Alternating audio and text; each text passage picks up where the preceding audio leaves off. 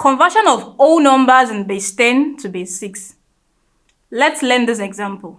Convert 30 base 10 to base 6.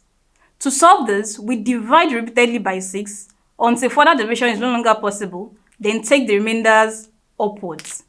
So solution,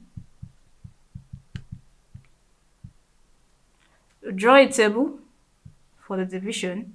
We place our 30 at this side, we place 6 at the other side, then we'll start dividing.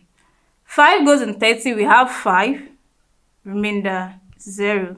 Divide again by 6. 6 goes in 5, that's 0, remainder 5.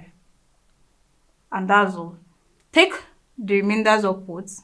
So what do we have? We have 30 base 10 equals 5, 0, base 6. That is 30 base 10 equals 5, 0, base 6. And that's how to solve 30 base 10 to a number in base 6.